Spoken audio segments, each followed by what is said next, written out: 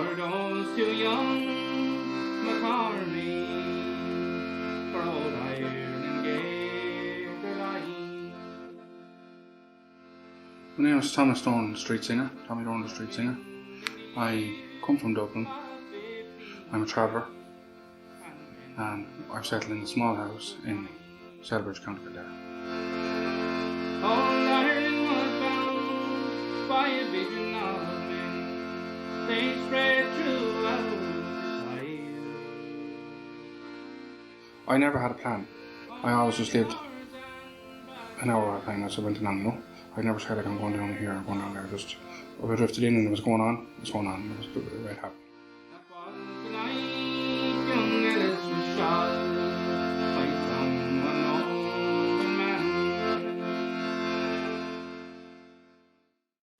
My earliest memory of music would be my grandfather singing when he got a couple of drinks, and my mother recording him on an old tape recorder.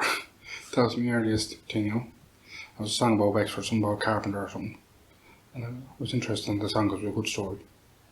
He wasn't a good singer, but he did a good old job enough on it, you know. His words wouldn't be perfect, but you'd understand it as you went along, you know. I started playing when I was around 17, 18, bought an old accordion, started playing, learned a few bits and pieces. I learned by year, so I learned as I went along. Still learning, so you're learning a bit of music every day. I always had it in my mind that I want to be a singer, so I used to go busking when I get a chance or sing a song at a fire or something. I always took the opportunity when I get an opportunity to sing, so it's nice, you know.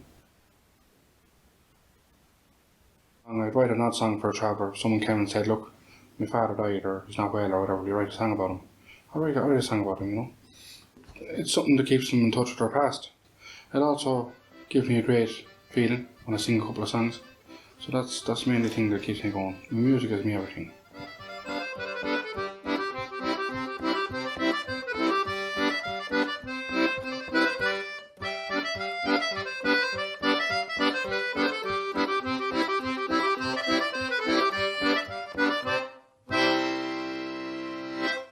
The earlier days in my life, they're the ones I enjoyed the most. And we travelled down with the horse-drawn caravans. We did a lot of walking beside the wagons, going down, do about 10 miles a day, up and down. It's a good life. I liked it. It was simple and easy. I'd be travelling around Kilkenny, Edenderry, parts of Tipperary, back up to Dublin. You know, it's a kind of little routine that's just, you get into, stay a few weeks here, a few months here, and it all depends how things went in the place you are, just move on to the next one, you know. My mother sold from a basket, from door to door. And she'd be selling from a basket and she'd buy an old bit of stuff, and when we'd gone, she'd go and buy another bit and sell it off. Some days she'd buy an old car and get 50 or 100 quid profit, and that kept the place going, you know. In around the 89s to 90s, the change was coming along from about 85 and into 89, where a lot of people were back in cars and caravans. The wagon kind of died off for a while then, and didn't see anybody using them for a while. Myself and my wife never had no education. We can't read and write, we can barely spell our names. Our family, our mothers and fathers weren't too keen on us getting an education, or whatever. It was a different time, so now you need it. You need to get through the world.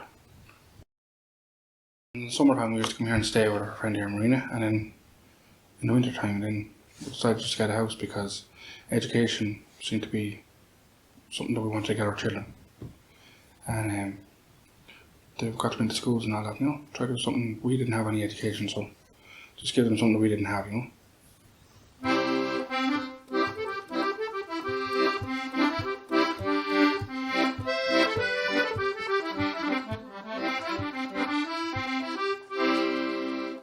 What's lost for me is moving from camp to camp, meeting different people. You meet good people, you meet bad people, but knowing who was going to come down the road right next was nice. Not knowing who was going to pull in and say hello and see the reactions of people, you know, sometimes. I miss that. I miss travelling, waiting to get to the next town, meeting people, you know. Travelling people were always a tight people together. The family was very close, and because of that now I noticed that they drift apart. They don't have much interest in one another anymore. So I noticed this with my own young fellas now growing up. they don't mix with my family much because the house is just bottom apart, you know. Where before this, when I was younger, I'd be mixing with other young fellas my age and other travellers, and I'd seldom mix with settled people. But because of the houses and all this is changing, you know. I noticed even with my brother, he doesn't go in that much, you know. He just kind of keeps to his house. It's just one of these things that just happened.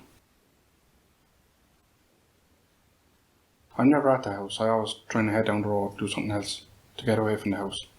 And you know, I feel like captive, you know, in my own house. At the same time, it's nice to have the house, and it's nice, it's grand heating and everything. It's a grand house, and you have a roof over your children's heads, and I appreciate that, you know. But at the same time, I feel like I've been robbed out of my culture, you know. I just want to get going all the time. The Queen of Hearts is the ace of sorrow, here today and gone tomorrow. Young men are plenty, but sweethearts few. If my love left me, what should I do? If I had the store that's in the mountain, gold and silver, there for counting, I could not count for thoughts of thee, my eyes too full, I could not see. I love my father, I love my mother, I love my sister, I love my brother, I love my friends and relatives too. I'd forsake them all, I'll go with you. The Queen of Hearts is the ace of sorrow, here today and gone tomorrow. Here today and gone tomorrow.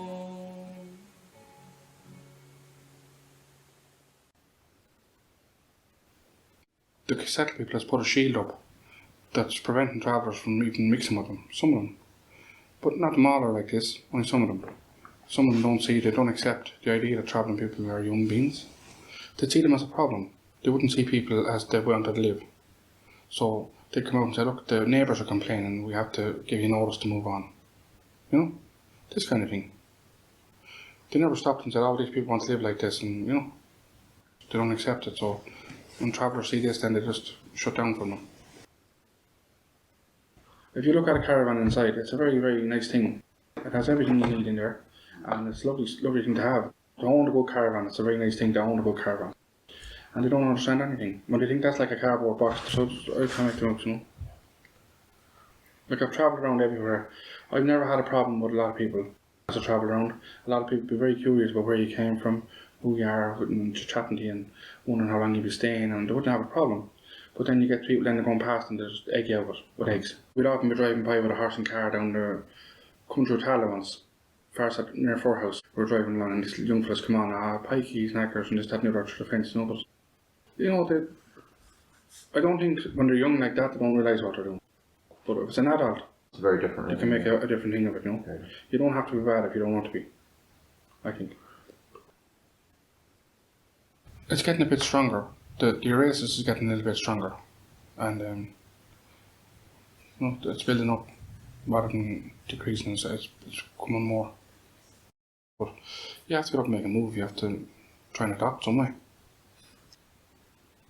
Well, trying to get involved in travelling stuff, organisations and put culture right and stuff like this, and be noticed and be accepted.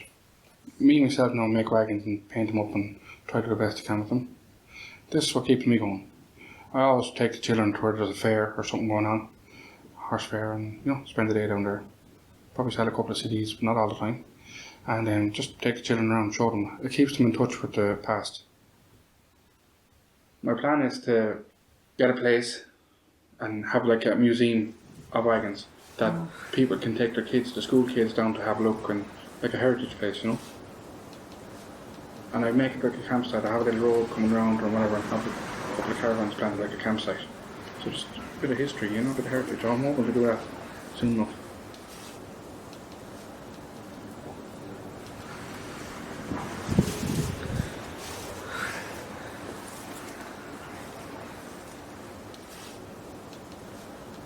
Did all these paintings.